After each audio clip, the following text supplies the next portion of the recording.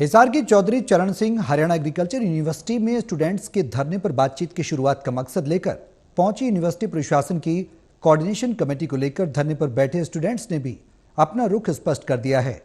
धरने पर बैठे स्टूडेंट्स का कहना है कि जब तक उनके सवालों के जवाब नहीं दिए जाएंगे तब तक टेबल टॉक नहीं हो सकती।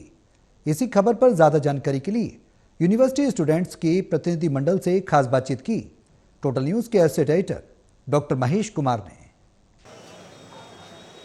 हिसार की चौधरी चरण सिंह हरियाणा एग्रीकल्चर यूनिवर्सिटी में स्टूडेंट्स पर लाठीचार्ज की घटना के 9वें दिन धरना लगातार स्टूडेंट्स आगे बढ़ा रहे थे और इसी धरने पर पहुंचे यूनिवर्सिटी प्रशासन के प्रतिनिधि मंडल के लोग और सवालों की बारिश की गई है स्टूडेंट्स की तरफ से। स्टूडेंट्स प्रतिनिधि इस वक्त हमारे साथ बने हुए हैं। मुझे बताइए कि यूनिवर्सिटी प्रशासन आपके से मुलाकात के लिए पहुंचा था, धरने पर अपना जो पक्ष है वो लेकर पहुंचे थे, लेकिन सवालों के मिसाइल दाग दिए गए स्टूडेंट्स की तरफ से और यही वजह रही कि बातचीत आगे नहीं बढ़ पाई।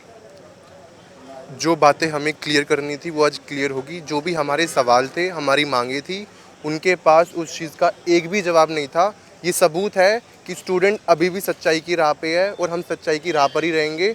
और जब कोई गलत होता है ना तो वो चुप ही रहता है। ऐसे ये कहा गया था कि बातचीत का लिंक टूट गया है, बातचीत से ही संकट का समाधान हो सकता है। बातचीत की शुरुआत करने के लिए यूनिवर्सिटी प्रशासन के लोग धरने पर पहुंचते हैं, पूरे प्रतिनिधि मंडल के साथ पहुंचते हैं, लेकिन वो सिलसिला आगे नहीं बढ़ पाया, बातचीत की शुरुआत ही नहीं हो पाई। सवालों के मिसाइल यूनिवर्सिटी प्रशासन के प्रतिनिधि मंडल के लोगों पर गिरे।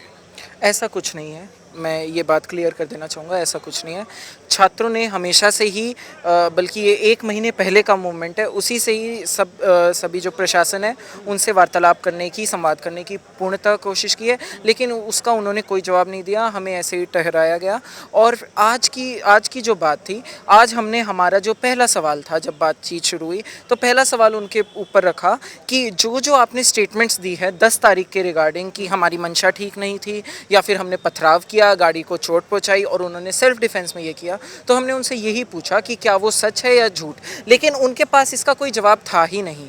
वो चुप हो गए, क्वेश्चन को उन्होंने घुमाया, कुछ और आंसर दिया। तब बच्चों ने पूछा कि सर ये सवाल नहीं है, और फिर वो चुप हो गए, उन्होंने इस बात का जवाब नहीं दिया। तो ये आप ये नहीं कह सकते कि बच्चों ने बातों की मिसाइल छोड़ दी, इस वजह से वो जवाब नहीं दे पाए। वो जवाब इसलिए नहीं दे पाए क्योंकि उनको पता था उन्होंने जो दावे किए थे वो झूठ थे।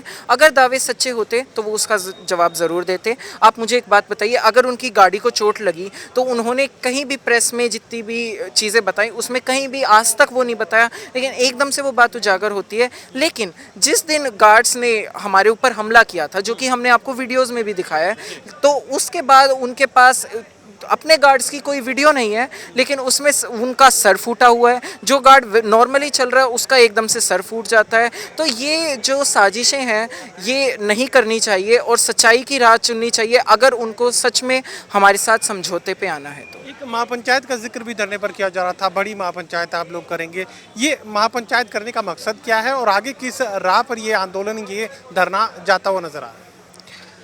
हम एक इंसाफ की और सच्चाई की लड़ाई लड़ रहे हैं। जब तक हमारे साथ इंसाफ नहीं होगा हम इस धरने को कंटिन्यू रखेंगे। जैसे हम कल गवर्नर सर से मिल के आए हैं, हमें हमारे माननीय गवर्नर जी से और हमारे माननीय सीएम साहब से पूरी उम्मीद है कि वो फैसला हमारे हक में लेंगे, क्योंकि आज यहाँ हमारी फैकल्टी भी आई है जिससे हमें उनसे सिर्फ एक सिंपल सवाल पूछा था जिसका उनके पास हाँ या ना का जवाब नहीं था। वो जवाब क्यों नहीं था? क्योंकि ये पूरी रणनीति, पूरी अपनी नीतियाँ झूठ की बुनियाद पर चला रहे हैं। अगर वो सच्चे हैं तो वो पूरी मीडिया के सामने पूरे उन्हीं के स्टूडेंट्स थे, हमने बहुत प्यार से बात की, कोई डिसरिस्पेक्ट नहीं की, वो अपना जवाब देते, अपना पक्ष रखते। और रही बात वो जो महापंचायत की, वो है वो हमारी कमेटी के जो अदर मेंबर हैं, अभी उनके पास पूरी इन्फॉर्मेशन है, अभी हमें वो इन्फॉर्मेशन नहीं है, तो उसके बारे में हम कोई भी झूठी बात अभी आप लोगों के साथ नहीं साझा कर सकते हैं। जब कंफर्म हो जाएगा तो हम आप लोगों को बता देंगे कि वो क्या बात है। चलिए, मेरा आखिरी सवाल, बातचीत की शुरुआत अब कैसे होगी, क्योंकि बातचीत का लिंक तो खत्म हुआ।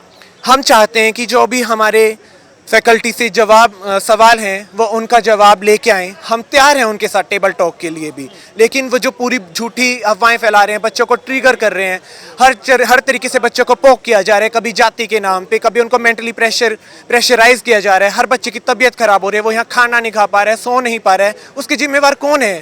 पूरी फैकल्टी ही है। अगर आपकी तरफ से जो सवाल पूछे गए हैं, जब तक उन सवालों के जवाब नहीं मिलेंगे बातचीत के लिए आप लोग टेबल पर नहीं आएंगे। हाँ जी, जब तक हमारे सवाल जायज़ हैं, हमारे सवाल झूठे नहीं हैं, जब तक उनके पास उनके जवाब नहीं है, तो हम किस बुनियाद पे उनके पास जाएं? वो हर हर दिन वो नहीं झूठ लेके आ रहे हैं। हम उन पे किस बात को लेके विश्वास करें कि हम आपको कैसे हम उन लोगों पे विश्वास करें कि वो आगे हमारे साथ इंसाफ करेंगे, सच्चाई के साथ जुड़े रहेंगे। वो हर बात में झूठ लेके आ रहे हैं, हर झूठा नोटिस निकाल रहे हैं, नोटिस के अंदर उनकी डेट तक उन्हें नहीं पता है, वो 2026 के नाम के नोटिस निकाल रहे हैं। हम कैसे इस फैकल्टी पे विश्वास कर लें? चलिए सातुर से बात कही जा सकती है कि धरने पर बैठे स्टूडेंट्स की तरफ से जो सवाल पूछे गए थे प्रतिनिधिमंडल से, उन सवालों के जवाब जब तक नहीं मिलेंगे स्टूडेंट्स को, तब तक बातचीत के सिलसिले की फिर से शुरुआत नहीं हो पाएगी। ये कहने की कोशिश तमाम स्टूडेंट्स की तरफ से की जा रही है। सहयोगी कमल के साथ doctor Mahesh Kumar, total news, Hisar.